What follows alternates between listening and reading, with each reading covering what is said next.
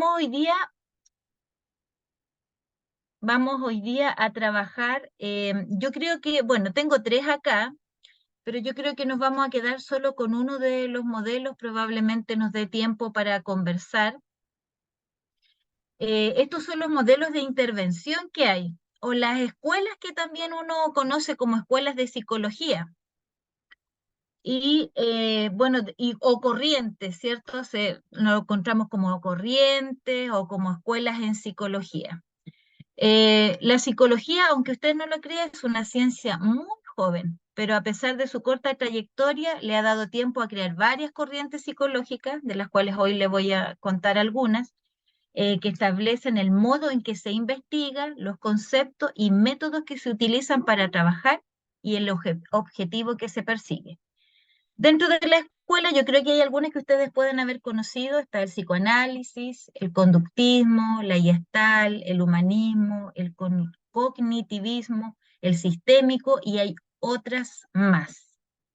Pero yo quiero contarles sobre tres y el primer modelo que quiero ver con ustedes y que quizás es uno de los últimos modelos que la psicología ha estado investigando, una postura, ¿cierto? Como decíamos delante también, algún modelo, porque eso es una postura, es una teoría, es un modelo de intervención.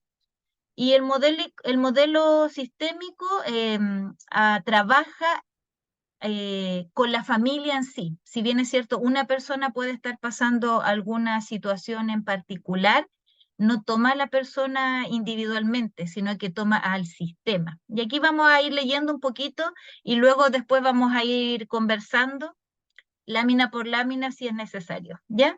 Entonces el modelo sistémico dice que la familia la ve como un sistema. Y este concepto deriva de lo que significa la TGS, es la teoría general de sistema, y no nos vamos a meter ahí, ¿eh? No es que vayamos a profundizar, pero sí hay varias herramientas que nos pueden servir. ¿Quién es el autor? Es Betar Laffin en 1967 y Wiener en 1947. Se refieren a que la conducta de un miembro de la familia no se puede entender separada del resto de sus miembros. Esto lleva a su vez a considerar que la familia es más que la mera unión de sus componentes. Y una de las teorías del sistema dice, uno de los principios dice que el todo es más que la suma de las partes. En concreto, se asume que considerar a la familia como un sistema implica, y aquí vamos a ir viendo algunas cosas. Primero, que los miembros de la familia funcionan en interrelación, se relacionan donde las causas y los efectos son circulares. ¿Qué quiere decir eso? Que lo que afecte a uno afectará a todo el resto. Por eso a veces vemos hoy la postura cuando la gente es tan individualista y dice, es mi vida, ¿cierto? Es mi vida y nada más importa. Eso es una mentira porque de acuerdo a este modelo, y yo creo que es así, todo lo que le pase a una persona dentro de una familia va a afectar al otro, a quienes viven. Si es un hijo, va a afectar a sus padres, a sus hermanos. Si es un papá o si es una mamá, exactamente lo mismo. El punto 2 dice que cada familia tiene características propias de interacción, ¿cierto? Que mantienen su equilibrio y matizan los márgenes de sus procesos de cambio. O sea, tienen su propia interacción, tienen su propia estructura, tienen sus propios límites, etcétera. Aquí hay dos autores más, Foster y Gurman, dice que consideran cuatro aspectos centrales del funcionamiento familiar. Uno es la estructura de la familia, la otra es la regulación, la otra es la información y la otra es la capacidad de adaptación. ¿Ya? ¿Vamos bien ahí? ¿Alguna consulta? Principalmente este modelo o esta escuela muestra a la familia como un sistema en que todos los miembros están interrelacionados. Esa es la idea. Vamos entonces a ver lo que es la estructura, de acuerdo a este modelo, ¿cierto? Primero, la estructura dice que se refiere al grado de claridad de los límites familiares. quienes pueden acceder a discutir y decidir sobre determinados temas o decisiones, la estructura, ¿cierto? Nuestras normas, nuestros límites. Las jerarquías y las tareas, dice, quiénes están a cargo de quién y de qué. Esas jerarquías y tareas. La otra, la diferenciación, el grado en que sus miembros tienen identidades y roles separados, manteniendo al mismo tiempo la unión familiar. Llega cierto momento en que los hijos se diferencian. La diferenciación es un término que se utiliza donde los hijos empiezan a tomar, ¿cierto?, su propia identidad. Y eso tiene que ver ahí también con la estructura familiar. Un aspecto relevante de la disfunción estructural de una familia es la triangulación. Vamos a ir viendo después estos conceptos, que supone el intento de resolver un conflicto familiar de dos personas. Por ejemplo, dice, de los padres, y involucran a una tercera persona. De ahí vamos a ir viendo, nos vamos a detener. Después está la regulación, que se refiere a la secuencia típica de interacciones o de relaciones familiares, que suele ser habitual y predecible, conforma una pauta de causas y efectos circular, causalidad circular, y sirve a la finalidad de mantener el equilibrio o la homeostasis familiar, ¿ya? En las consecuencias relacionales disfuncionales suele aparecer el llamado paciente identificado o paciente índice, ¿ya? Que es aquella persona etiquetada por la familia como raro o anormal y que contribuye a mantener un equilibrio precario en el sistema familiar. Después nos vamos a ir deteniendo en cada uno, ¿ya? Después está la información, que se refiere a la manera en que se comunican los miembros de la familia, que también también suele ser habitual.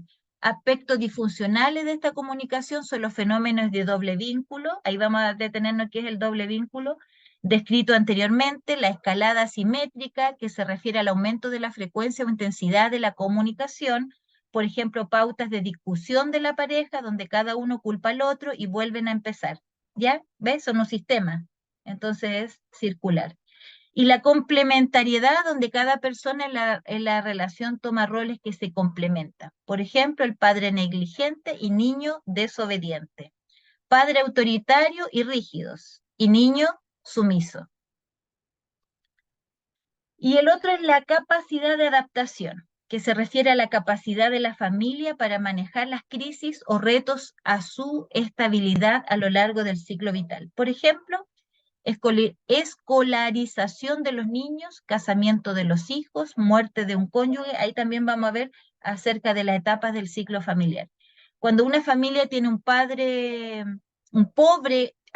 cuando una familia tiene una pobre capacidad de adaptación, suele recurrir a generar un paciente identificado que mantiene su equilibrio a costa de disminuir el grado de singularidad de sus miembros y de impedir la evolución del sistema.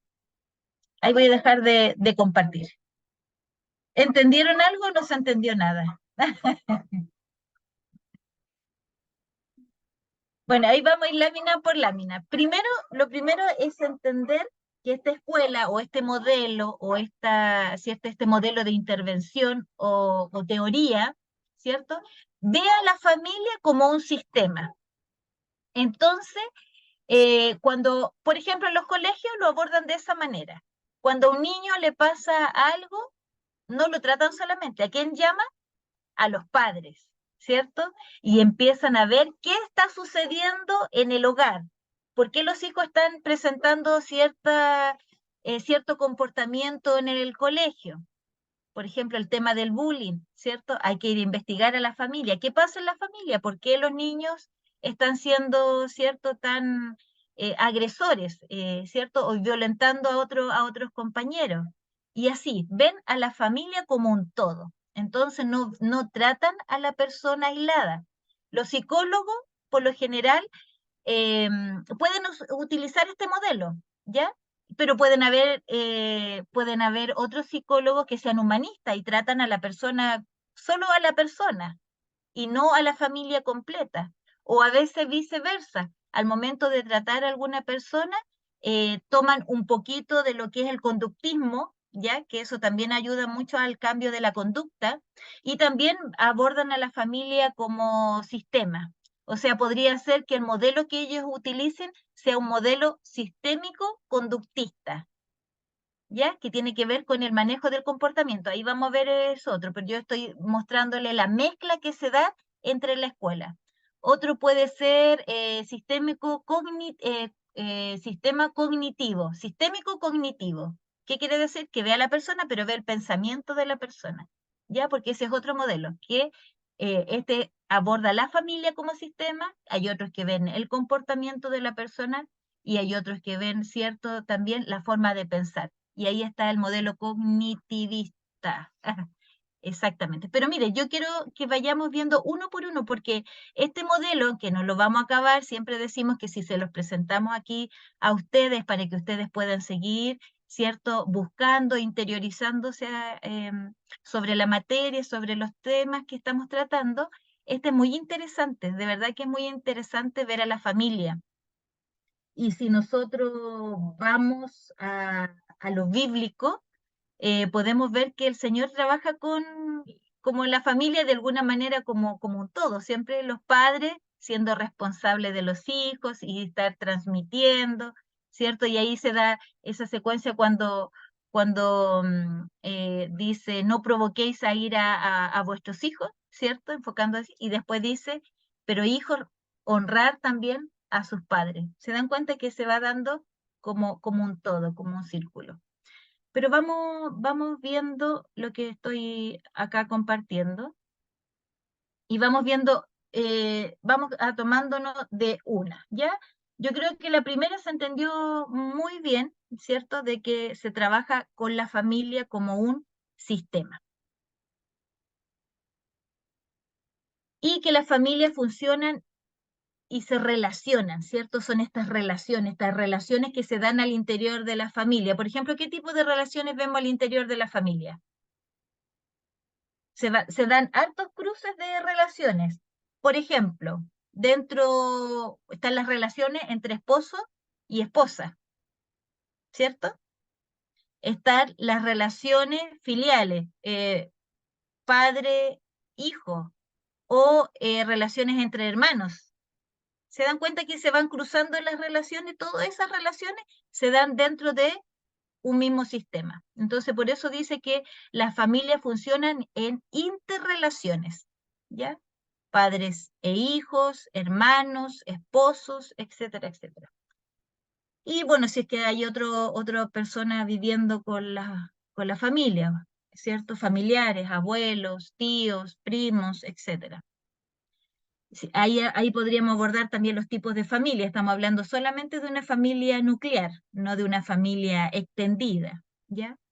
El punto 2 dice que cada familia tiene características propias, ¿cierto? Cada familia tiene su propia estructura, maneja sus propios equilibrios, tiene forma en que pueden regularse, ¿cierto? Y mantener el equilibrio.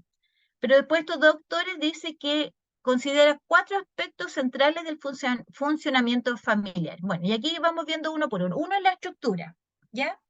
Dice que se refiere al grado de claridad de los límites familiares. Y ahí es importante cuando nosotros abordamos a la familia, es preguntar cuáles son los límites que cada familia tiene. Yo creo que si aquí hablamos, ¿cierto? Decimos, nuestra familia tiene límites establecidos. Límites significa ciertas normas establecidas también. Por ejemplo, hermano Ezequiel, ¿algún límite que tiene su familia o alguna norma que sea propia de su familia y hay que cumplirla? Todos ayudan en la casa. Ya, ya, eso es todo, ayudan en la casa, ya, muy bien. ¿Quién tiene otro límite, otra norma dentro de la casa? Hermana Elizabeth. El que ensucia, limpia. O Limpia, sea, ¿ya? claro, si se ocupó algo, tiene que lavarlo y dejarlo tal cual estaba. Ya, correcto, muy bien. ¿Quiere otra, Marcia? Comer todos juntos en la mesa. No cada Ya, uno en su pieza, no, sino todos juntos ya. siempre en la mesa, como Todo familia. en la mesa, ya. Todas las comidas tienen que comerse siempre en la mesa, ya. Sí, Ok, ya, con sobremesa y todo, aunque seamos 3. correcto, Sí. ya, ok. ¿Qué otro límite tienen? ¿Qué otra norma? La Natalie, por ejemplo, que tiene niños pequeños. A las 9:30 todos tienen que estar durmiendo Ya, a las cuando nueve y se va al media, colegio. ya, ok. ¿Qué más? Orar juntos antes de dormir. Orar juntos antes de dormir. Muy bien. ¿Cuál otra?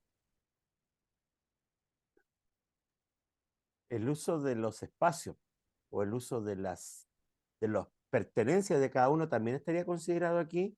Por ejemplo, esta es Exacto, mi pieza, estas son mis cosas, y uno no puede exacto, traspasar esos límites, ¿sí? exactamente, exacto. Por ejemplo, no sé, llegar a cierta hora en la noche, los que tienen hijos más adolescentes, es cierto, hasta cierto horario la llegada, o si alguien va a otro lugar avisar que llegó bien, ¿cierto? Esos son los límites que las familias tienen y que muchas veces a causa de falta de límites pueden haber dificultades familiares, Pastor Jaime.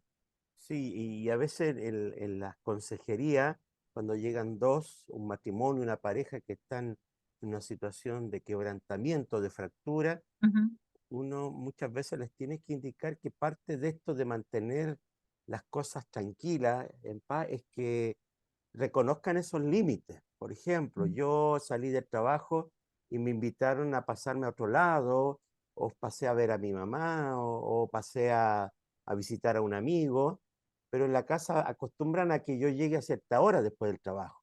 Y pasan los minutos y no llego, pero no avisa, po, no avisa. Después claro. llega a la casa y es que pasé a ver a mi mamá. Puede ser una Ujú. salida totalmente legítima, pero por no avisar, en cuanto a esto, de alguna manera se transgrede ese límite, o no. Exacto. Y muchas veces justamente falta dentro de un hogar, dentro cuando hay consejería, esos límites claros. O sea, que haya claridad también al momento de establecer límites y no que uno supone, ¿me entiende? Sino que queden bien establecidos. Incluso cuando a veces uno quiere generar algún cambio, uno también anuncia ese cambio. Por ejemplo, ¿saben qué? Mire, esto no está funcionando dentro del hogar. Ya, voy a dejar de compartir ahí que no los veo.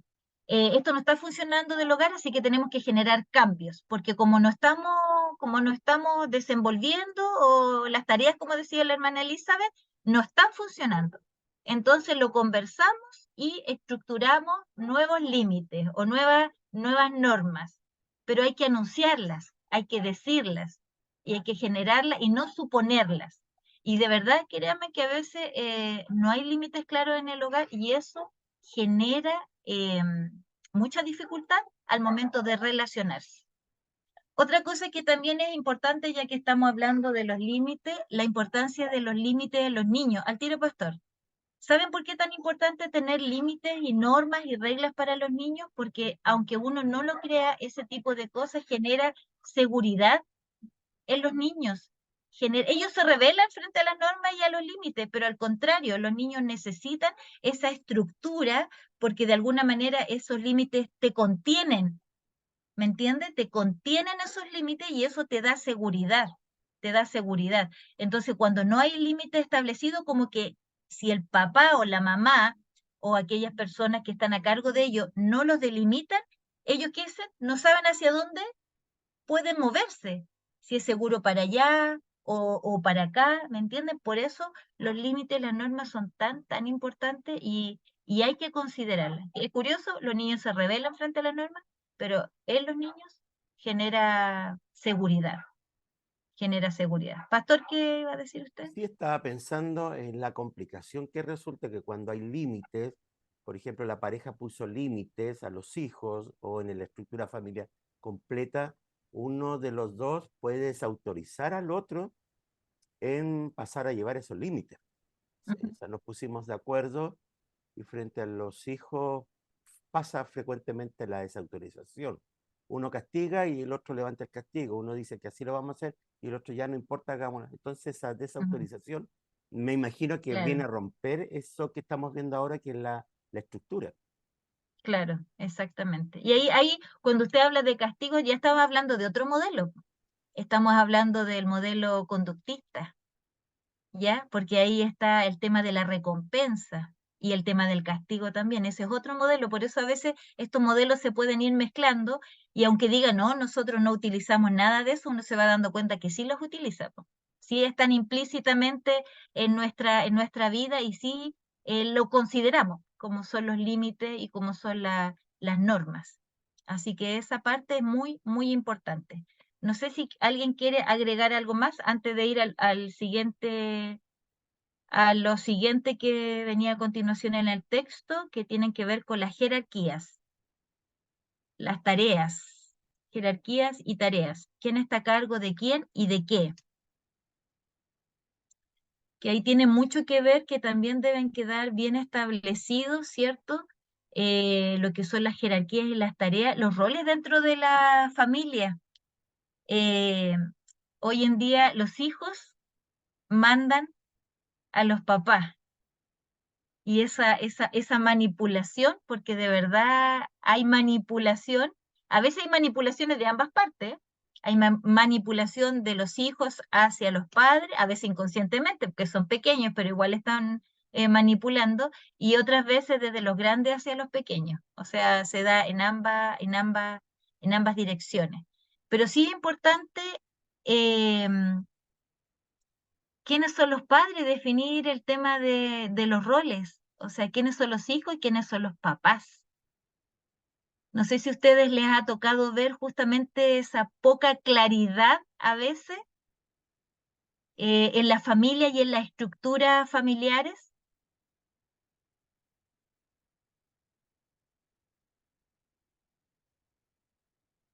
¿no? ¿No? ¿No les ha tocado ver? Bueno, es importante. Yo quiero decirles que es importante que realmente quede bien definido quiénes son los padres y quiénes son los hijos y las tareas que cada uno cumple. Y eso también puede ser un problema dentro de la familia, que no están bien, ¿cierto? Claras quiénes son los papás, quiénes son los hijos y las tareas que tiene cada uno. Y qué importante que cada uno también tenga una tarea que cumplir dentro del hogar, ¿ya? Y la otra es la diferenciación, el grado en que sus miembros tienen identidades y roles separados, manteniendo al mismo tiempo la unión familiar. Y eso también es muy importante porque uno llega a cierta edad donde los niños y los hijos tienen que tener su propia identidad, o sea, tienen que tener esta diferenciación de los padres, esa diferenciación, porque al final los adolescentes pasan todos por esa etapa.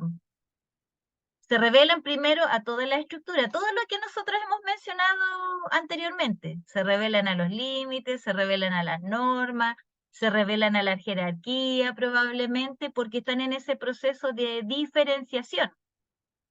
Pero luego de ese proceso que pasan, ¿cierto?, de revelarse, no todos, pero la mayoría, después vuelven al final como al inicio.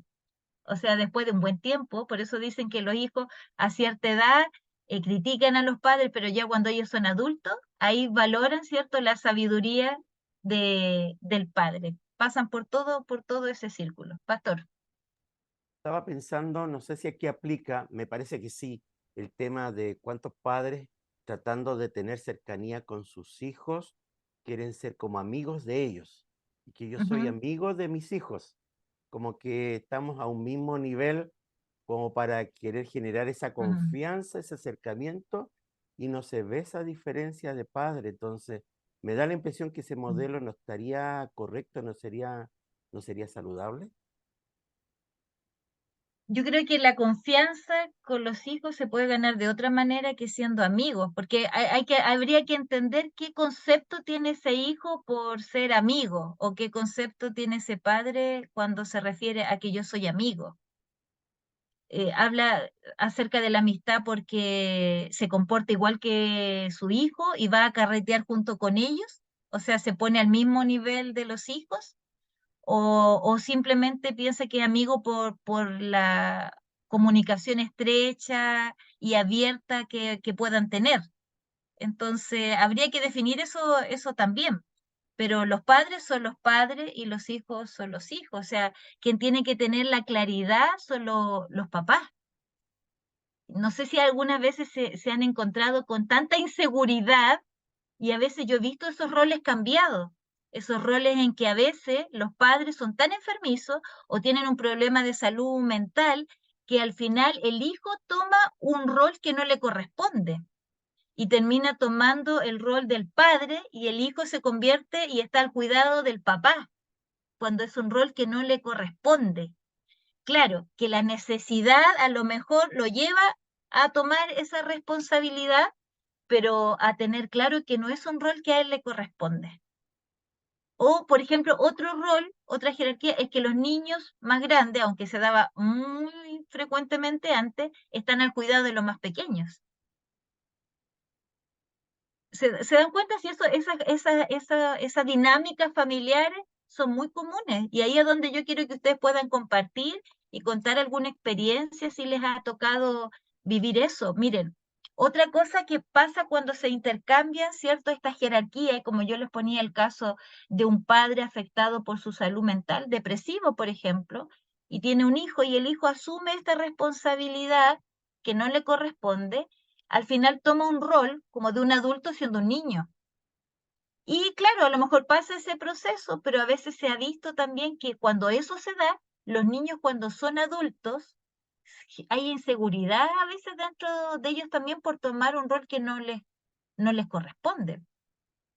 Entonces, si bien es cierto, pueden tomar el cierto rol, el papá debería dejar establecido, ¿sabes qué, hijo? Mira, yo me voy a sentir mejor, esto a ti no te corresponde, ¿cierto? Hacer.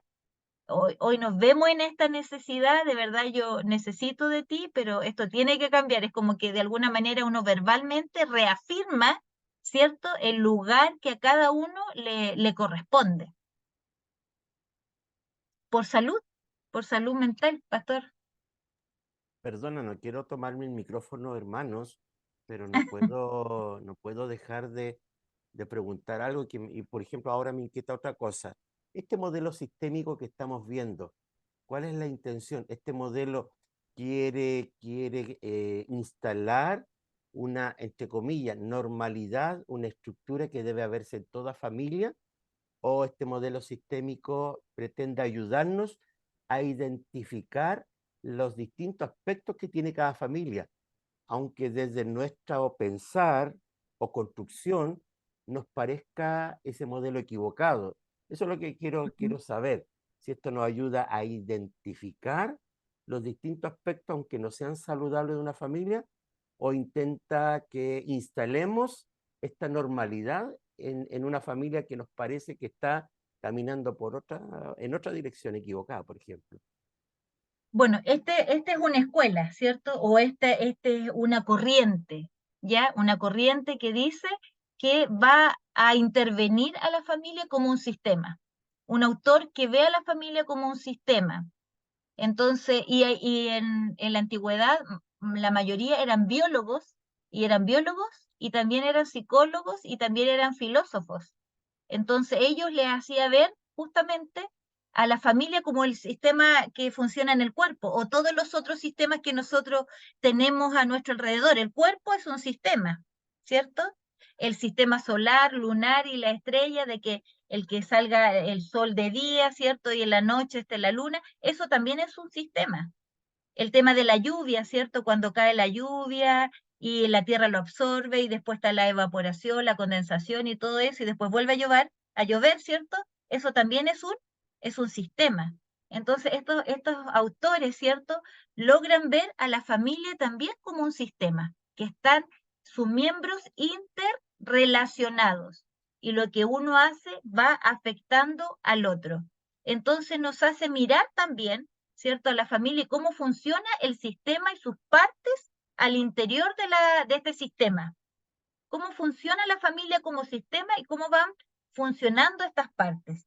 Y claro, y nos va dejando ver también, ¿cierto?, que en esta estructura hay ciertas cosas que deben darse, por ejemplo, el tema de los límites y las normas, están dentro de un sistema. O sea, no va a salir, por ejemplo, la luna si antes no estuvo el sol. O sea, es como que ahí están siempre. Entonces se están dando ciertas pautas para que las cosas funcionen en su habitualidad o en el caso de la familia diríamos en sanidad, ¿cierto? Para que veamos una familia sana. Y ahí es donde dice de ¿cómo se llama? Una familia que se ve como un sistema tiene que tener límites, tiene que tener normas, tiene que tener jerarquía, cada uno cumpliendo, ¿cierto?, su función, un rol dentro de este sistema para que todo engrane bien y todo funcione a la perfección. Uno sabe que si algo se altera, algo no va a dejar de funcionar. No sé si ustedes vieron la película El Todopoderoso, ese que quería ser Dios, ¿cierto? Y le dieron la oportunidad de ser Dios y a todas las oraciones les dijo sí, sí, sí, sí, sí, sí, sí, sí, sí. ¿Y qué pasó? Que después en un momento él atrajo la luna, la acercó a la tierra y hubieron marejadas, hubieron, pero mucho desastre por lo que él hizo, pues claro, es algo ficticio, pero de alguna manera grafica, ¿cierto?, que todo tiene que tener su normalidad para que las cosas funcionen bien. Pero es un modelo, ¿cierto?, donde ciertos autores ven a la familia como un sistema. Y hay otros autores, por eso están las distintas escuelas. El psicoanálisis, donde va hacia atrás y va al pasado y va a escarbar. Está la Gestalt, ¿cierto?, donde dice que si hay situaciones abiertas que no fueron cerradas, entonces quedan ahí abiertas hasta que uno las cierre, ¿cierto? Y distintas cosas. El humanismo que habla de la capacidad que tiene el hombre, ¿cierto?, para ser autosuficiente y ese tipo de cosas. Son modelos, son escuelas, pero el modelo sistémico es interesante. Si uno dice, sí, la familia es un sistema y todo tiene que estar también en su lugar para que todo funcione, es muy aplicable. Por eso digo que nosotros sí vemos a la familia como un sistema, hablamos de límites, hablamos de norma, hablamos de jerarquía, y es cosa de ir revisando la familia cuando a veces uno tiene, bueno, ¿cuáles son los límites de tu familia? ¿Están establecidas? ¿Están implícitas o realmente están explícitas? Cada uno sabe cuáles son las normas de la familia. ¿Pastor, respondí o no? Sí, esto me hace pensar en el hecho de que a veces uno puede tener al frente a una pareja que cada uno de los dos está reclamándole al otro, vienen en Ujú, conflicto. Y ella dice, por ejemplo, a modo de ejemplo, ella dice, yo estoy molesta con él porque llega del trabajo y a puro ver tele y quiere que lo ujú, atiendan, no hace nada. Y él le reclama a ella, es que yo estoy molesta con ella porque ella no sé, digamos, inventemos algo, pasa ocupada en otras cosas y no me ujú, atiende, supongamos. Entonces es cíclico. Entonces parece ser que si ella respondiera a lo que él necesita, él respondería ujú, a lo que ella necesita. Es como una ujú, cosa cíclica. O sea, si uno ujú. hace una cosa y el otro responde y al final este conflicto se resuelve. Se podría ¿Entraría mejorar. esto aquí? ¿Entraría esto aquí Yo en creo este que sí, pues. tema Yo creo sistémico? que sí sería factible. Mm. Porque, bueno, es que estamos entrando en otros temas, por ejemplo, estamos hablando un poco de lo que son resolución de conflictos. Pues si fuera este un conflicto que el pastor presenta, pero la idea es que nos vamos a ver casos, después les tengo un video también para reforzar este tipo de, cierto, esta teoría de esta escuela sistémica. Bueno, Eh, eh, Pamela, en el tema, al tiro hermana Elisa, en este tema de resolución de conflicto, dice que para poder resolver un conflicto, ambas partes quieren quedar contentas, ambas partes quieren creer que ganaron, ¿ya? El tema en ese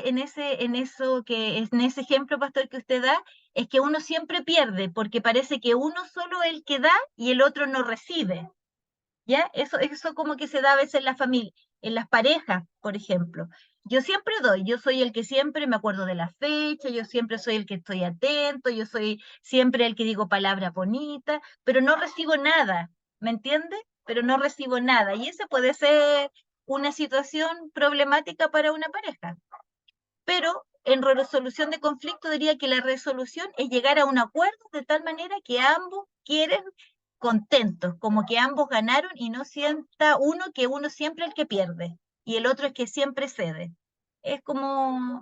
Son varias cosas que se van sumando porque dentro de este modelo sistémico que yo le estoy mostrando están los axiomas, que fue lo que vimos el otro día, de esto que todo comunica, es parte también esta es una herramienta, ¿cierto?, para este modelo sistémico, está en la jerarquía, y ahí vamos a ir viendo otras cosas, pues vamos avanzando. No sé si alguien ¿Tiene algún comentario? Ah, la hermana Elizabeth, No, con respecto a la jerarquía, no sé si lo que yo vi en mi familia, que nosotros éramos 7 hermanos, y mi hermana mayor en el fondo ayudó a mi mamá a criarnos a todos nosotros. Pero nosotros siempre le dijimos a mis padres, usted, yo hasta el último momento de su vida nunca le dije tú a mis padres, pero yo veía en mi hermana una confusión muy grande, y porque ella en el fondo, ella estaba confundida porque ella también se creía la mamá. Entonces yo vi que eso afectó mucho a la relación, y ella le decía tú a mi mamá, y para nosotros era algo, para mí era algo espantoso. Yo nunca pude decirle a mis padres tú, siempre le dije claro. usted, pero vi cuánto le afectó a mi hermana el tomar una labor que a ella no le correspondía y que la hizo confundirse y la hizo tener una muy mala relación con mi mamá hasta el final. Hizo Eh, tener una buena, mala relación. mala relación. Mala porque la vio como una hermana, como una persona al mismo nivel, y tuvo una muy mala comunicación conmigo. Se sintió finalmente tomando un rol que no le pertenecía a ella. Claro, claro. Ahora, vuelvo a insistir, yo sé que uno está viendo esto como la normalidad, a veces hay realidades que no queda otra posibilidad, ¿me entiendes?, de que alguien en la familia se haga cargo. No es lo normal, diríamos, entre paréntesis, ¿cierto?, entre comillas, pero que afectan, pero que afectan y a veces necesarios también. Entonces, por eso yo decía que a veces reafirmar verbalmente, ¿cierto?, en alguna circunstancia como un papá enfermo y un hijo tomando la responsabilidad o el rol de papá, decirle, mira, este no es tu rol, pero necesito en este momento de ti, ¿me entiendes? Pero tú eres el hijo, soy yo el que tengo la responsabilidad de cuidarte, de proveer, pero mira las circunstancias, o sea, ¿me entiendes? Como ir reafirmando también los lugares y seguridad también, porque al final es reafirmar, las palabras también reafirmen, por ejemplo, relaciones. A veces cuando uno está con los hijos, uno dice, bueno, podemos tener nuestras diferencias, pero yo no te dejo de amar. Eso es reafirmar mi amor hacia esa persona. Entonces, es seguir reafirmando, especialmente en los niños pequeños. Por ejemplo, voy a poner otro caso, cuando los papás se separan, a veces los niños creen que son responsables ellos porque se portaron mal.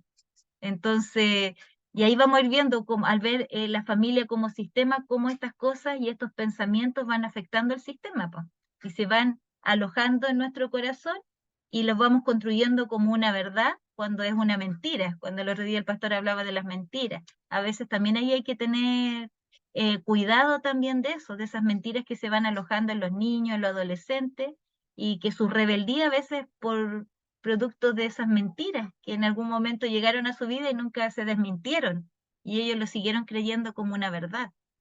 Entonces, eso también es algo que va a ir afectando al sistema. Miren, vamos a avanzar un poquito más para que por lo menos alcancemos a ver a esto. Y ahí hablamos de la diferenciación y la importancia sí que los hijos puedan tener su propia identidad. Después dice, un aspecto relevante de la disfunción estructural de una familia es la triangulación, y ahí les voy a mostrar varios ejemplos, que supone el intento de resolver un conflicto familiar de dos personas, de los padres involucrando a una tercera que es un hijo. En esta estructura hay ciertas dinámicas de relaciones, que yo les decía que al ser un sistema hay varias interrelaciones al interior de este sistema. La relación de los esposos, de los padres con los hijos, de los hermanos, ¿cierto? Y bueno, hay ciertas dinámicas que se dan, y una de las dinámicas que se dan, por ejemplo, lo que es la triangulación. ¿Qué es lo que es la triangulación? Esta triangulación es cuando frente a un conflicto matrimonial se coloca al medio a un hijo. Los esposos no son capaces de confrontarse y ponen a un hijo al medio. Entonces la mamá le dice, como están enojados los papás, le dice, oye, dile a tu papá que falta pan o que se acabó el gas. Y el hijo va donde el papá y le dice, papá, mi mamá dijo que falta el gas. ¿Me entiendes? Al final, para mantener esta relación, incorporan a una tercera persona. puede ser el hijo, puede ser otra persona. Entonces ya no es una relación de a dos, sino que una relación de a tres. Y eso habla de triangulizar una relación, incorporar a una persona más. Otras cosas que se dan son las coaliciones, que también es después que fui estudiando y recordando, me fui acordando de todos estos términos. Otra cosa en la dinámica de las relaciones que se dan son las coaliciones. ¿Qué quiere decir eso? Que hay uniones de 2 o 3 más integrantes de la familia y se van en contra de otro. Por ejemplo, los padres y los hijos en contra de la mamá. Buscan, bueno, ahí otras son las alianzas, ¿ya? Hay alianzas a veces dentro de nuestra familia como un papá con un hijo y la mamá con una hija. Se dan esas alianzas, ¿cierto? Y las relaciones parece que se polarizan. Son 2 y 2. No son los 4, sino que ahí hay alianzas.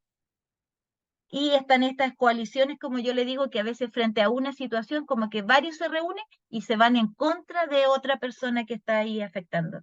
Y esto de las coaliciones podrían darse, estoy pensando, un ejemplo donde a veces hay un hijo que siempre como que es la oveja negra, que de hecho es el término que se utiliza o se siente así, como la oveja negra. Y a veces como los papás o los hermanos se van en contra de él, por siempre su comportamiento, por siempre que él está dando problemas, ahí hay una coalición frente a una persona. O alguien que es más débil dentro de la familia, parece que siempre lo tildan porque él es más débil, como que no sé nada, ahí hay una coalición.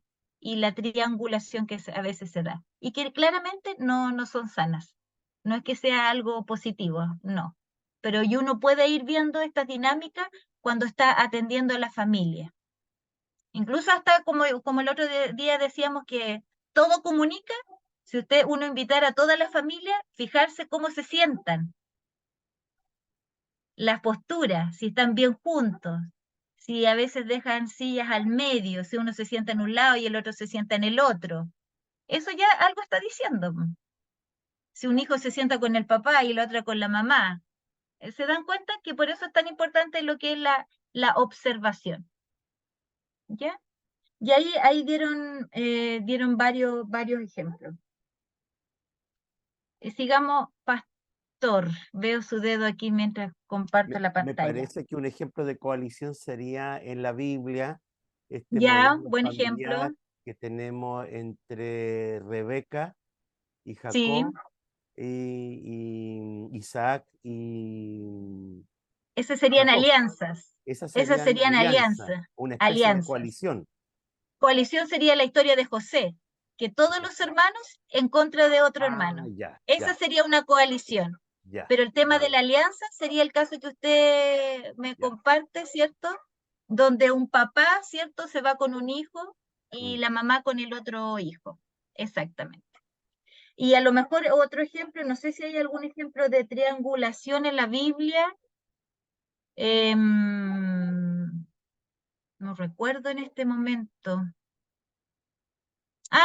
No sé si podríamos hablar de triangulación, pero podría ser la relación que había, aunque no es familiar, pero ahí igual se trianguliza la relación cuando estaba Saúl, estaba Jonatán y estaba David. Que al final el conflicto era entre Saúl y entre David, pero, ¿cierto? Hay una persona, una tercera persona ahí en esa relación, aunque no es no es familiar, ¿me entiende? Pero es como para dar el ejemplo. Uno incorpora a una tercera persona. No es capaz de trabajarlo juntos, no cara sé a si cara, sino que incorporan un tercero. me acuerdo ¿De qué? de Adán y Eva, un conflicto entre Con los dos. con la serpiente. Parece que hubo una triangulación con la serpiente. Sí, podría ser ese el Le ejemplo. echaron la culpa a la pobre serpiente, que no era tan pobre tampoco. Ya, muy bien. Vamos a la otra, que es la regulación. Ya para repasar. La regulación dice que se refiere a la secuencia típica de interacción o de relaciones familiares, que suelen ser habitual y predecible. Dice, conforma una pauta de causas y efectos circular, causa y efecto, causalidad circular, y sirve a la finalidad de mantener el equilibrio o la homeostasia familiar. En las consecuencias relacionales disfuncionales suele aparecer el llamado paciente identificado o paciente índice, ¿ya? Que es aquella persona que etiquetada por la familia como raro o anormal y que contribuye a mantener un equilibrio precario en el sistema familiar. Como yo les decía que este autor que postuló, ¿cierto?, este modelo, se tomó de lo que era la teoría general de sistema. Y ahí, dentro de la teoría general de sistema, que ahí no quiero entrar porque tampoco es algo que manejo, está lo que es la homeostasia, ¿ya? Este tema de mantener algo equilibrado, ¿ya? Entonces, se dice que en la familia a veces se utiliza esta homeostasia, de tal manera que esté todo equilibrado. Un ejemplo, por ejemplo, valga la redundancia lo que dije, un ejemplo es que uno le puede molestar algo, pero no lo dice con tal de que las cosas estén calmadas, estén las aguas quietas. De esa manera se mantiene el equilibrio familiar, pero un débil equilibrio familiar, porque probablemente puede caer una gotita y, ¡puf!, como no es algo resuelto, se desajusta completamente. Pero esto habla de la teoría general del sistema, de esta homeostasia, de mantener este equilibrio, esta paz, que nosotros procuramos como familia mantener la paz dentro de nuestros hogares, pero a veces esa paz no va a generar ningún cambio. O sea, si yo hay algo que me molesta, de verdad, a veces tiene que generarse más bien una crisis para ver un cambio. Pero por lo general nosotros solamente procuramos mantener las cosas tranquilas, ni siquiera decir lo que pensamos, con tal de no generar tensión familiar o desajuste en nuestras relaciones. Ese es un ejemplo. Pero otro ejemplo, también para mantener este equilibrio, es un matrimonio que está mal, ya un matrimonio que está mal en sus relaciones. ¿Y qué pasa? Hay un hijo que es enfermo, y ese hijo que es enfermo viene a equilibrar, y ese era el ejemplo que daba, esta relación. Es como que la enfermedad de ese hijo mantiene el equilibrio en la familia. Aquí dice justamente, en las secuencias relacionales disfuncionales suele aparecer el llamado paciente identificado o paciente índice, o chivo expiatorio, también había otro término que se utilizaba, que es aquella persona etiquetada por la familia como raro o anormal y que contribuye a mantener un equilibrio precario en el sistema familiar. Y a veces justamente son las enfermedades de algún hijo que mantiene este matrimonio unido. Si ese hijo enfermo uno lo saca de ahí, este matrimonio se va a pique. Eso es lo que esto está diciendo, ¿cierto? Lo que acabamos de compartir, esta regulación, este equilibrio que a veces nosotros tratamos de mantener. Y el equilibrio que quiere mantener el sistema, ¿me entiendes? Tiene que tener cierto equilibrio para que el sistema siga funcionando, porque si no está ese equilibrio, las cosas se desajustan y ahí genera, ¿cierto?, una descompensación, por así decirlo. Vamos a ver un video después, ¿ya? La otra es la información. Dice que se refiere a la manera en que se comunican los miembros de la familia, que también suele ser habitual. Aspectos disfuncionales de esta comunicación, habla de la disfuncionalidad del sistema, ¿cierto? Aspectos disfuncionales de esta comunicación son los fenómenos de doble vínculo, descrito anteriormente. ¿Qué es un fenómeno de doble vínculo? Es cuando uno entrega un doble mensaje, ¿ya? Y este doble mensaje genera confusión, genera inseguridad, como por ejemplo decir que lo quiere pero se lo dice gritando. Ahí hay un doble vínculo, ahí hay un doble mensaje. A eso se refiere, la disfunción en la comunicación. La escala simétrica, ya que se refiere al aumento de frecuencia o intensidad de la comunicación. Por ejemplo, dice ahí, pautas de discusión de la pareja, donde cada uno culpa al otro y vuelve a empezar. Claro, tú tienes la culpa, no, tú la tienes, y vuelven a lo mismo y como que no salen de ese círculo, por eso se llama ahí. Y la otra veces también en la escalada simétrica, donde uno dice una cosa el otro le responde, y el otro le responde y se vuelve como una escalera de nunca terminar. Y la complementariedad, donde cada parte de la relación toma roles que se complementan, ¿ya? Padre negligente, hijo desobediente, como que se da esa secuencia, ¿ya? Y eso habla de la complementariedad. Padre negligente, niño desobediente. Ahí es donde yo le decía, aquí hay que ir a ver a la familia en su totalidad. Si vemos padres que justamente están siendo negligentes, no están cumpliendo con sus funciones, ahí podemos encontrarnos con un niño desobediente. O padres autoritarios y rígidos y niños sumisos. Y ahí tiene que ver un poco con lo que acabamos de ver anterior, que hablaba de la diferenciación, que puede ser que hay hijos que no se diferencian de sus padres, porque justamente hay padres muy autoritarios y muy rígidos. ¿Y qué hace ese tipo de comunicación? Es anular a los hijos.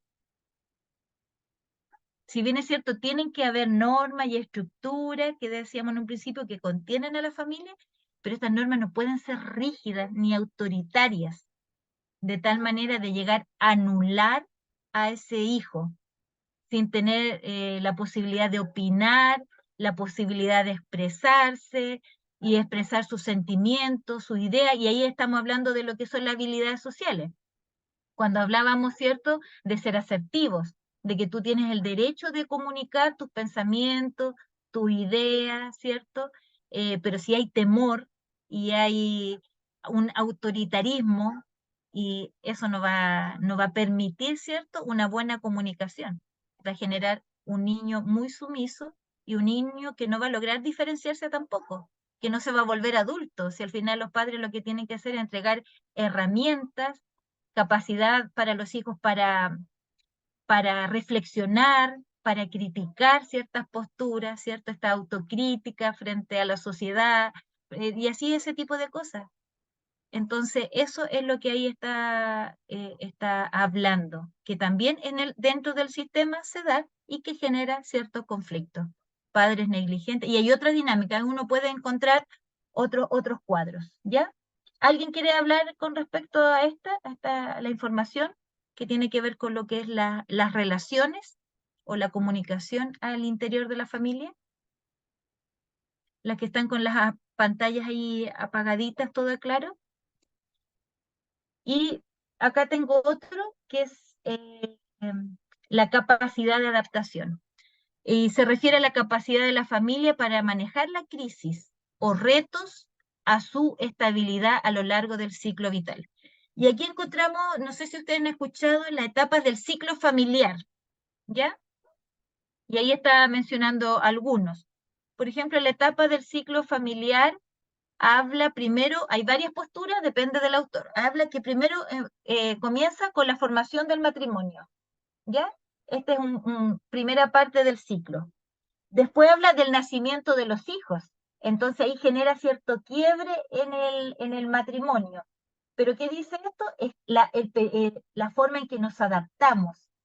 ¿Qué tanta a ver, cómo enfrentamos esta situación, cómo enfrentamos esta crisis, de tal manera que la familia pueda adaptarse de la forma más sana posible? Todo matrimonio que llega a un consejero porque están con situaciones difíciles dentro de ellos y uno dice, tienen niños pequeños. Ahí uno sabe que probablemente esa etapa está generando cierta crisis dentro de la familia, dentro del matrimonio. Entonces, eso es algo esperable, porque es parte del ciclo de la familia, o de la etapa del ciclo de la familia. Entonces, ¿qué es lo que hay que proveerle ahí? Las herramientas, ¿cierto?, que ellos tienen que tener para adaptarse. Eso es lo que está diciendo aquí, la capacidad de adaptarse frente a las crisis. Y ahí dice, manejar la crisis o reto a su estabilidad a lo largo del ciclo vital, el proceso de adaptación. ¿Qué tanta capacidad de adaptarnos tenemos en estos ciclos? Está el nacimiento de los hijos. Después está el periodo de la escolaridad, que también es otro tema, cómo lo enfrenta el matrimonio, la familia. La etapa de la adolescencia también genera crisis a veces dentro del mismo matrimonio, porque no tienen esa capacidad, no tienen las normas que hablamos delante, no tienen la estructura de padres, de hijos, ¿cierto? Esta comunicación efectiva al interior de la familia, entonces llega la adolescencia y todo cuesta. ¿Me entienden? Cuesta este proceso de adaptarse a adolescente, porque no hubieron normas establecidas desde un principio, porque no quedaron claro en quién eran los papás y quién eran los hijos, ¿me entienden? Todo eso establecido ayuda después en la adolescencia a contener al hijo también, ¿ya? Estas son las normas de la casa, estas son las estructuras, no que de repente aparezcan esas normas y nunca él las conoció, ¿me entiende? Y ahí un poco es la manipulación, porque cuando a veces nuestros hijos se nos escapan de nuestras manos, como dicen ustedes, que no quieren respetar nada, pero de repente decimos, no, es que esto siempre fue. No, y nunca fue, nunca tuvo claro que eso era una norma de la casa y aparece de repente. Entonces, ese es el prodeo. Después de la adolescencia viene la independencia de los hijos, viene el periodo de la jubilación, ¿cierto? De aquí de los esposos, viene el nido vacío, viene el tema de la muerte de uno de los cónyuges. Entonces, son todas esas etapas del ciclo de la familia que genera cierta tensión al sistema y que tienen que tener la capacidad de adaptarse a cada una de esas etapas. Eso es lo que ahí está diciendo. Y a veces lo hemos hablado, yo me recuerdo antes que tratábamos harto del ciclo de la familia, ¿cierto? Y hoy no lo vemos mucho.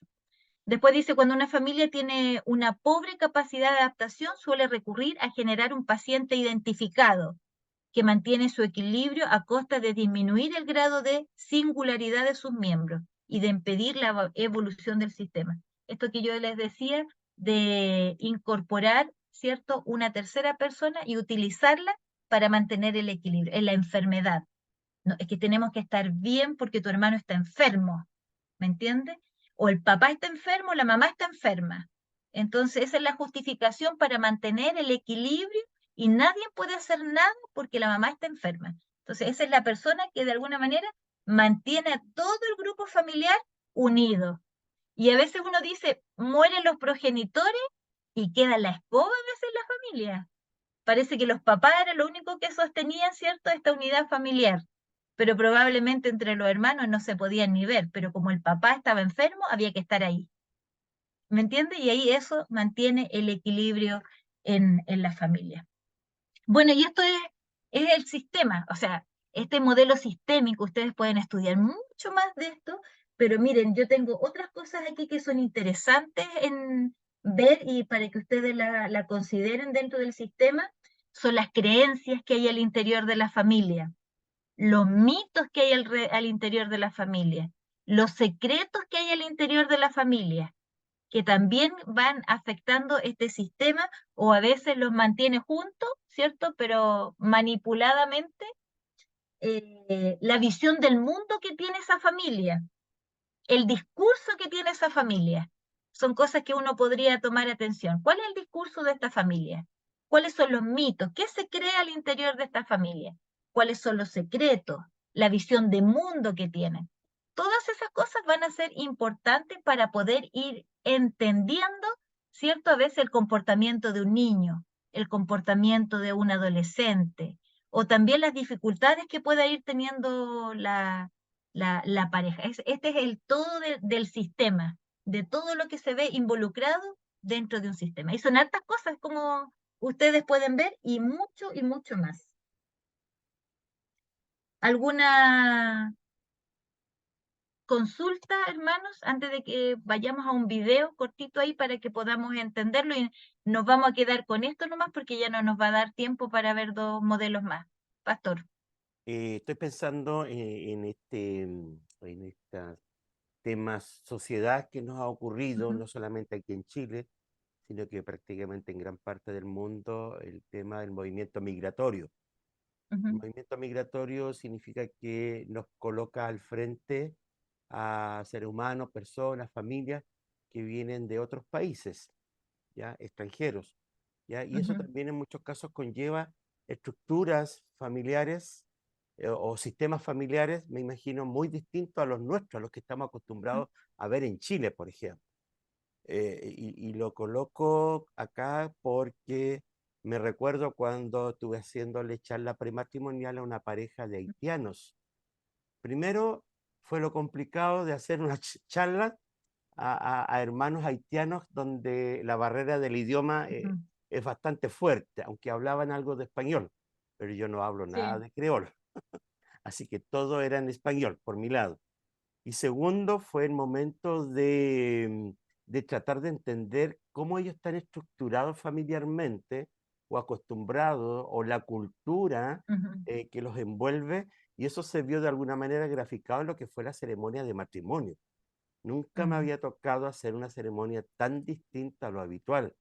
Y cuando vino el momento, una de las charlas, que es la última, de ir y ver en el templo cómo va a estar organizado, dónde va a estar cada uno, o sea, encontrarme con una estructura tan diferente que tuve que pedir que me explicaran a ver si yo estaba entendiendo bien.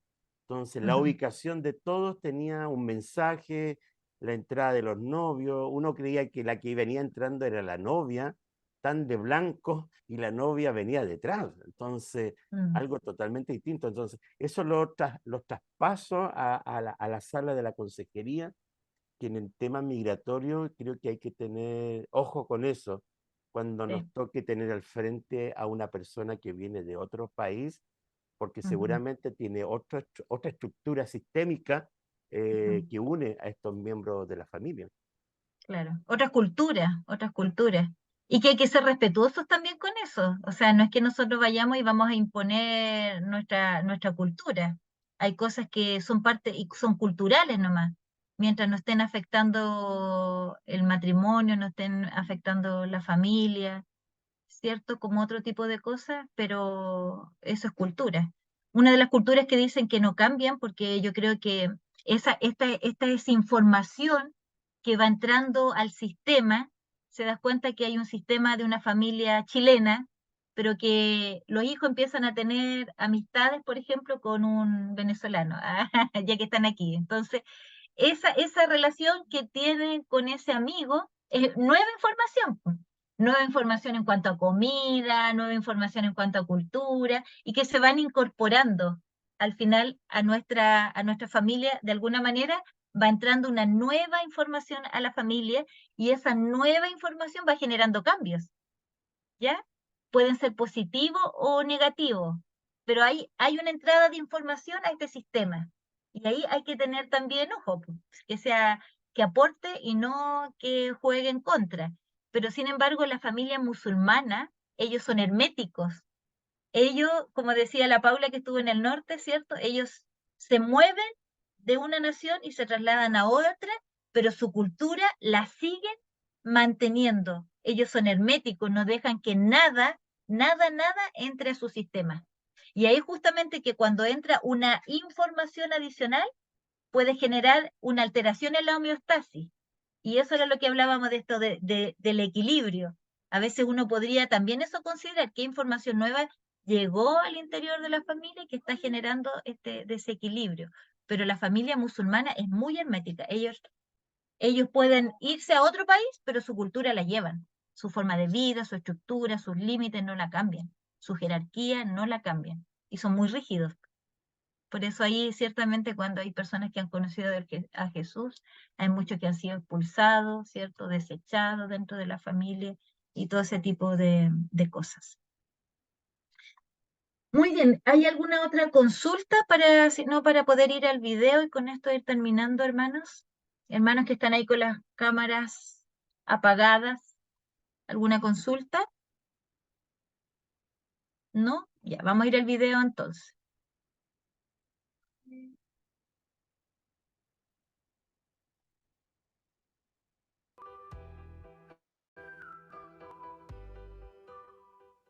La terapia sistémica es un enfoque terapéutico que, con un enfoque global e integral, estudia los sistemas familiares y subsistemas como pareja, individuo, hijos y otros grupos sociales significativos para determinar el origen de los conflictos y buscar cambios en las dinámicas de estas relaciones capaces de lograr una solución. Esta terapia se basa en la teoría general de sistemas enunciada por el biólogo y filósofo Carl Bertrand Lanfy, y que supone entender la familia como una entidad con límites y partes relacionadas e interdependientes, en el que el cambio que afecte a una de estas partes tiene efectos sobre las demás. Bienvenidos a su canal Aprendamos Psicología. En esta ocasión veremos de forma rápida y sencilla qué es y en qué consiste la psicoterapia sistémica. ¿Listos? Aquí vamos. ¿Qué hace la terapia sistémica? La terapia sistémica analizará los sistemas a los que pertenece una persona para identificar y diagnosticar las relaciones y comprender la conducta del individuo al que se está tratando. Es decir, el tratamiento abordará al individuo como parte de un grupo en lugar de hacerlo de forma aislada, para comprender los aprendizajes sociales que ha obtenido y la manera en que interactúa con las personas que lo rodean.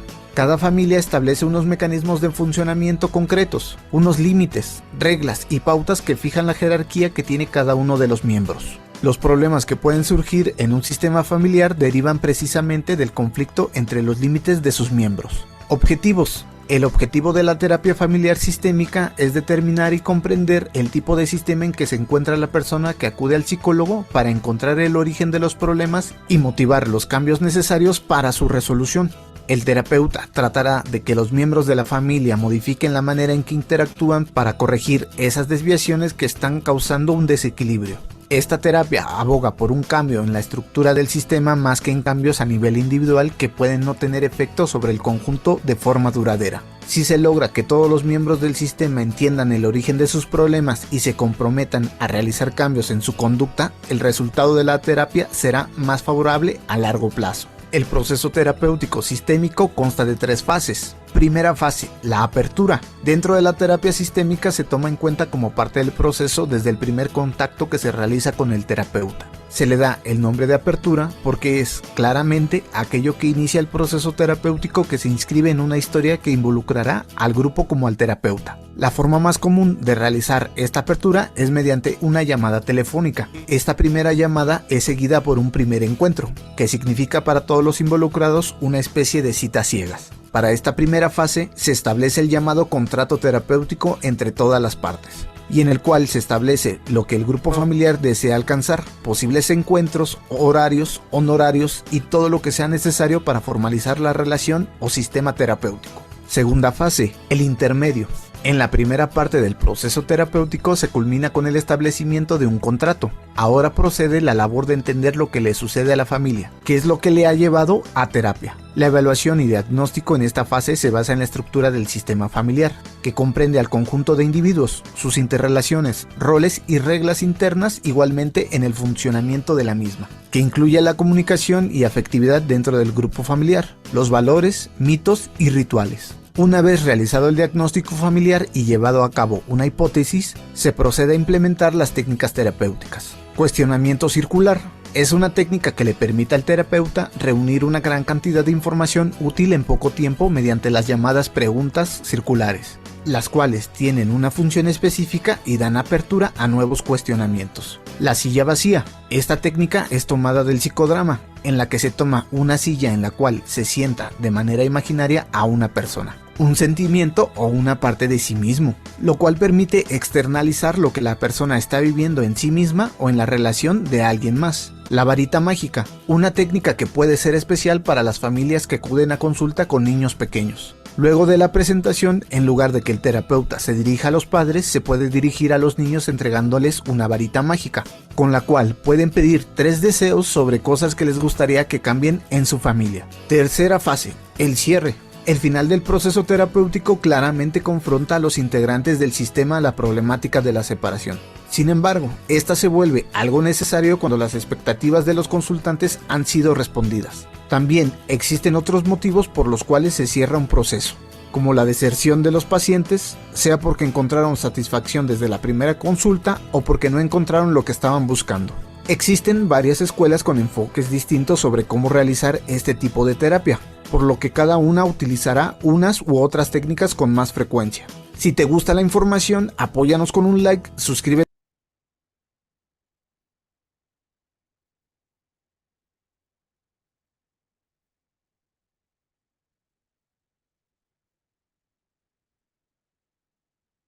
No sé si les quedó más claro, los confundió. Claro, ahí estaba el proceso del costo y todo, ¿cierto? Pero la idea era ver cómo ve, ¿cierto? Este modelo a la familia como un sistema, como un sistema. Y ahí vi a la Natalie en un momento y dio algunas técnicas, que interesante la técnica de la silla vacía y la varita mágica. Cuando hay niños de decir, mira, te paso una varita, decir, ¿qué 3 deseos tú pedirías para tu familia? Y ahí los niños van a decir al tiro, lo que podría estar pasando al interior de la familia. Y esas son técnicas que uno puede ir utilizando, ¿cierto? Para poder sacar más información, más información. Así que, hermanos, yo quiero este tiempo de, de consultas, de comentarios, de ejemplos. Natalie, yo no sé si estará por ahí, pero pensaba en ella que como profesora, y cuando había un mal comportamiento de alguno de los niños que hacía la escuela, cómo lo abordaba.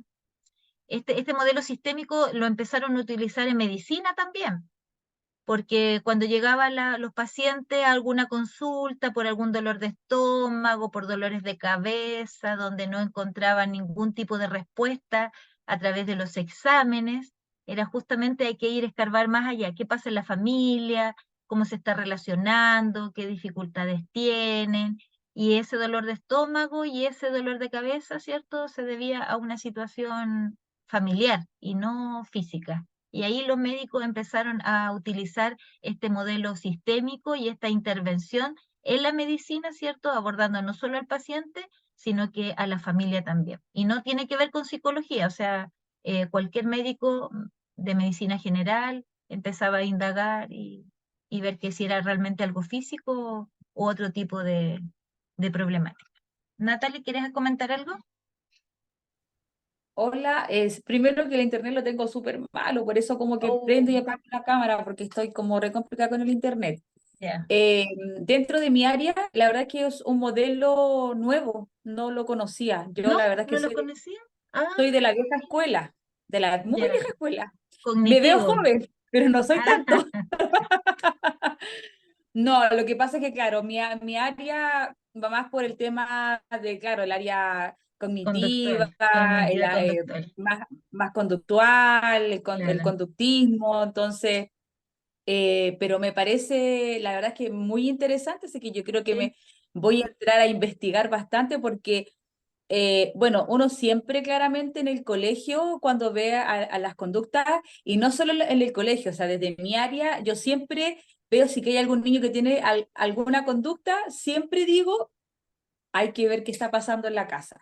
Para mí Mm, es como una frase cliché, pero mm, siempre pasa que algo está pasando y si no en la casa, en algún entorno. Entonces, de alguna forma mm, me parece muy bueno que a un individuo se le evalúe o se le acompañe o se haga una terapia de acuerdo a su contexto en el que mm, vive. Y me hace mucho sentido también el hecho que mencionaba el pastor de los hermanos extranjeros, las personas mm, extranjeras, porque a veces uno tiene una forma de ver, se acuerda la realidad de uno, mm, pero uno antes tiene que ver cómo es el contexto de la otra familia, la otra realidad, antes de emitir un claro. juicio. Ahí la anamnesis, po. Ya el hecho de la anamnesis tiene que considerar que es extranjero. El hecho de que extranjero tiene otra cultura, sus palabras no significa lo mismo que nosotros, entonces ahí también hay que indagar ciertas cosas. O Así sea, que y interesante considerando, eso. hermana Pame, que cada familia tiene su propio funcionamiento, Y su entonces propia desde ahí, cultura también, claro, desde ahí hay una diversidad y más aún claro. cuando ya son extranjeros. Entonces, me parece una, bueno, yo siempre lo he hecho, yo la verdad es que he aprendido bastante acá, he recordado algunas cosas y he aprendido mucho y me gusta eso de que tengamos estas como herramientas, porque de verdad creo que es muy importante a una persona verla en un contexto, no Mm, como un ser solo. exacto. Gracias, gracias, Natalie. ¿Alguien más? ¿Alguna consulta? ¿Destacar algo que le llamó la atención? Pero estas son justamente las dinámicas que se dan al interior de la familia y mucho más, y esto es lo más sencillo con respecto al modelo sistémico. pero interesante considerar al momento de tener una consejería, de estar atento cómo se van relacionando, cómo se van dando la dinámica entre los esposos, si hay triangulación, coalición, alianza, que generan conflicto al interior de la familia. Pastor. Nosotros nos deberíamos casar con este modelo al acercarnos o al tener una aproximación a una familia, deberíamos casarnos, uso esta expresión, ¿ya? Casarnos con esta mirada, con este modelo, o podríamos también pololear con otros modelos que también podría sernos útil. Es que claro, pues si de hecho los terapeutas o los profesionales no se casan solamente con uno, ¿me entiendes? No es que tú, por ejemplo, o sea, tú a veces antiguamente hablaba de que yo soy un psicólogo sistémico, ¿ya? Entonces solamente abordo la familia y no veo ninguna otra forma. Yo soy un psicólogo humanista.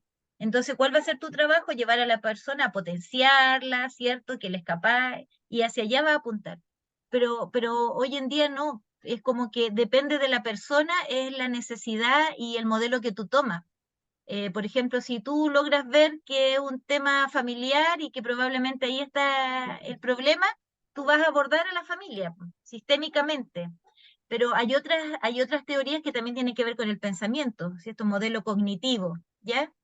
Entonces tiene que ver con el pensamiento. Después hay otro que es el conductual, y lo que hay que reforzar es un comportamiento y cómo irlo cambiando, una conducta. Entonces no es que uno se case, sino que uno puede ir tomando. Mire, si yo creo que hoy le ponemos nombre a este modelo sistémico, pero yo creo que la iglesia trabaja con la familia. Indirectamente siempre estamos pensando en los padres y en los hijos. No estamos pensando como separadamente. Estamos viendo como el todo. Y por lo general, nuestras situaciones, a simple vista, podemos ver que los conflictos que hay dentro de la iglesia mayormente son de familia, son de relaciones. Mayormente son de relaciones, o sea, conflicto de los padres con los hijos, conflicto entre las parejas. Por lo menos si ustedes me preguntan, la mayor cantidad de situaciones que podríamos resolver, entre comillas, y no necesite un especialista ya como un trauma, aunque para los traumas también el modelo conductista se utiliza. eh, Nosotros por lo general es como que veríamos a la familia como un todo, po. O sea, si hay un niño que tiene algún problema en la escuela dominical, no tengo duda de que la hermana Elisa de a quién va a llamar, va a ser a los papás para saber qué pasa, con los adolescentes también. Entonces, y cuando uno tiene una situación de matrimonio también, uno dice, no venga solo, en algún momento también llamas al otro. Entonces, no, sí, de verdad que esto es muy interesante poder seguir profundizando en este modelo. Natalie. Sí, que respecto a la pregunta que hizo el pastor, yo recuerdo estar en la universidad hace muchos años atrás y el profesor de socioantropología nos hizo la pregunta, ¿con qué teoría o con qué Te quedas. paradigma tú te quedas? Entonces todos respondieron así igual, no, yo con este, y yo le dije, yo creo, profesor, que no hay solo uno, yo creo que uno debe usar la diversidad de acuerdo a la realidad y el caso que uno se enfrente. Y muchas veces podemos ocupar más de un mismo sistema o de una misma teoría en un solo caso, dependiendo de la situación. Entonces, yo creo que no hay como una sola verdad absoluta, como se dice, sino que está esto de poder utilizarlo de acuerdo a la realidad a la que uno se enfrente. Porque, por ejemplo, el tema de los hijos, si bien, claro, este sistema ayudaría mucho porque estamos trabajando la familia, pero hay veces que hay que modificar conducta. Y para mí el conductismo para modificación de conducta es maravilloso. O sea, yo lo he aplicado, pero muchas veces, entonces es muy bueno. Entonces, claramente uno va ocupando de acuerdo a lo que uno va necesitando. Exacto. Bueno, y nosotros no somos profesionales del área, solamente estamos adquiriendo conocimiento y algunas herramientas, ¿cierto?, que nos pueden ser útiles. Entonces, y a considerar en el momento que estamos teniendo una consejería. Y bueno, ya como para ir concluyendo, si nadie más quiere comentar, teníamos dos modelos más, que el modelo conductista y el modelo, después tenía a continuación, que es el modelo cognitivo, ya que tiene que ver con el tema del pensamiento, y tenía como tercero el modelo, miren todo lo que tenía hoy día, conductista, ¿ya? Pero esperamos terminar de ver esos tres, pero hay muchos más. Y yo me caso con esos tres, por así decirlo, porque uno es el sistema, uno el trabajo del pensamiento, el otro el trabajo de la conducta. Pero hay otros modelos más. Y de hecho, dentro del trabajo que íbamos a hacer y no hemos hecho, es el tema del genograma. Y el genograma hablaríamos, ¿cierto?, de un modelo distinto, porque ¿qué es lo que hace el genograma? Que una técnica, ¿cierto?, que podemos utilizar, nos hace ver patrones de conducta, nos hace ver todo el estudio, o sea, es como un poco de psicoanálisis para ver el tema relacional de nuestros antepasados, ¿cierto? Situaciones de salud también de nuestros antepasados, modelos que se van copiando también, entonces nos falta harto que ver todavía, pero nos quedan 3 clases solamente. Entonces, ¿por qué nos quedan 3 clases? Porque el pastor, no sé si ya nos envía la información, pastor, del próximo miércoles para que lo dé el tiro. Sí, la carta ya se despachó a los ministerios y se está informando que tenemos reunión de ministerios, directivos de ministerios y todos los equipos que hay en la iglesia para el próximo miércoles 15 a las 20 horas, justo. Estuvimos viéndolo con el Consejo Ministerial y no encontramos otro día. Tuvimos que sacrificar ese miércoles en pro de esta reunión que se requiere tener con los líderes de todos los ministerios y los equipos. Así que no podríamos contar con el 15 y así que estaría disponible los últimos 2 miércoles de noviembre. Que sería el 22 y 29. 22 y 29. Aquí lo estoy viendo y Sí, esos están disponibles sin problema. Y después claro. sería, y si no, no sé, por el primer miércoles de diciembre, si fuese necesario, el miércoles Bueno, 6 de diciembre, si se claro, necesita. claro, con nadie habíamos visto 2 temas. Uno, terminar con este tema de los modelos, que son muchos, pero tomar los que uno crea que pueden ser más importantes y más útiles dentro del momento de la consejería. Y lo otro que queríamos ver era el tema de las preguntas. Hay tipos de preguntas abiertas, preguntas cerradas, y ahí trabajar un poquito con el tema de las preguntas que en algún momento les comentamos. Y con eso cerrar ya este tiempo. Pero con nadie, bueno, yo no sé si nadie ya en diciembre, ustedes saben que tiene uno mucho compromiso, no sé si ya estará disponible para el 6. Pero habíamos conversado con Nadia de que el 29 podríamos hacer algo presencial. No sé si les parece, si ustedes podrían, que nos pudiéramos reunir en el templo, vernos. A lo mejor ahí podríamos trabajar un poquito con el tema de las preguntas. La próxima vez que nos encontremos, terminar estos modelos, estas escuelas, o estas teorías. Y, o sea, abarcando solo 3, no todas. Estas 3 que les mencioné. Y el último día ver el tema de las preguntas y cerrar con algo, podemos compartir algo diferente como para cerrar este tiempo. Llevamos hartos miércoles juntos. Así que eso, no sé qué les parece a ustedes. Y lo otro que queremos hacer con Nadia, ¿sí? ¿Está de acuerdo? Entonces, para que nos pudiéramos ver, no sé a qué día, a qué hora podrían llegar el 29. Si podríamos juntarnos un poquito antes, a las 7, 7:30, o de todas maneras tendría que ser igual a las 8 por temas de trabajo. No sé qué piensan los demás. Igual todavía nos queda otro día para ponernos ahí de acuerdo. ¿Por qué dijo los terapeutas son políticos?